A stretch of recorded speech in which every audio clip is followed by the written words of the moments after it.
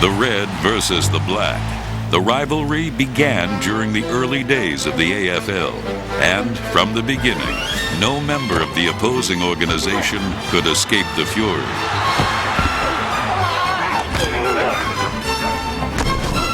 They had that horse. I remember Madden hated that horse, and every time the Chiefs would score, the horse would run up and down the field, and the Chiefs would be waving the spear and all that. And we got so that I remember coming on the field and Fred Bolitnikoff and I throwing ice cubes at him, and I think Fred even kicked him one time. But the cheap shots were not just reserved for mascots. If you're behind, it's kind of natural to give an elbow here or throw some dirt there or trip there and all those kind of things to kind of make the other guy look stupid. A lot of players didn't like each other. I mean, it get right down to it. Buck Buchanan, when he tipped George Bland upside down and threw him down on his head, that rubbed some of us the wrong way. Freddie Bolitnikoff had this running thing with Jim Marcellus, who was their cornerback. Bolitnikoff to the right against Marcellus. Back is LaMonica. Throws for Bolitnikoff. Touchdown Raiders! Bolitnikoff is having words right now with Marcellus. When he caught the ball, he spiked it in front of Marcellus, and he pointed his finger at him. And I don't know what he told him, but evidently it wasn't very pretty. It all started with Hank Stram. You know, he always looked so neat, prim and proper. His tie was always very neat, and his hair was in place. And you always hear that little squeaky voice, "Hey, you're holding 63, you know, you're holding." And you always look over to him, and you want to, you know, kind of spit at him, too, when you went by him. With Kansas City, I mean, you could speak to a guy and say hello, and a fight would break out. Oh, I think the classic one was a fight that involved Lenny Dawson and Ben Davidson. It was late in the game. The Raiders had used all their timeouts. Things were looking very bleak. We had a 3-point lead, a third down play, and I called a bootleg. Here's the bootleg now by Dawson running to the right himself. He's got a first down. He's down to the 35, and he's brought down at the 28-yard line. What should have been a game-clinching first down was instead wiped away by actions typical of two arch-enemies.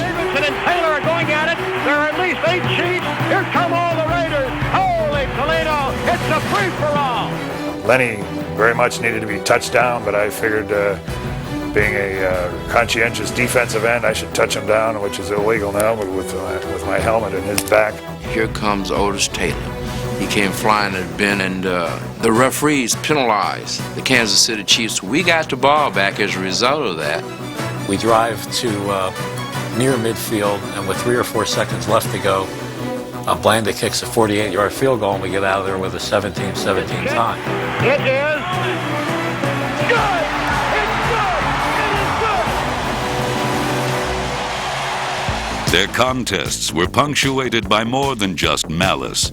During the 60s, the Chiefs and the Raiders were the class of the AFL.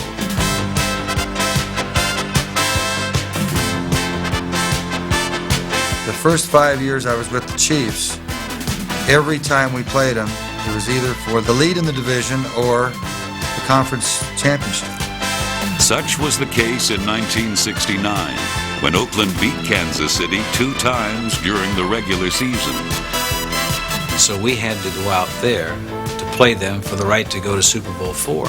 They were so confident that they were going to win that the players had their bags packed for New Orleans and had stored them at the stadium because they were going to go right to the airport. We were up going into the third quarter, and we had Lenny Dawson with a third and about 15. We're in deep trouble. We're in the end zone. And we're coming out. We got to get out of the soup. We hid Otis Taylor. We put him in a position between the right guard and the right tackle. Went on a quick count, and Otis went down to the sideline deep and made a one-handed catch, gave us a first down, and enabled us to win the game. And he catches this ball one hand with 1 foot out. This was a real bad call. And they went in and scored and beat us. It made it so satisfying because as we're going to our bus to go catch a plane back to Kansas City to get ready to go to New Orleans, here come the Raider players with their suitcases in hand that had to walk by us to get to their cars. And I'll never forget that. That was the most enjoyable thing that I can recall.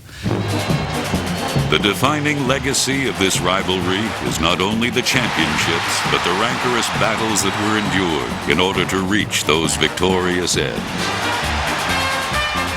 those moments and those games were special. And now I'll sit and watch a Raider Chief game on TV, and I start reliving all those certain situations. It's almost like I'm looking across at Bobby Bell screaming out something, and all of a sudden I got sweat coming out from underneath my arms down to my waist, and it's like reliving all these moments that you cherish.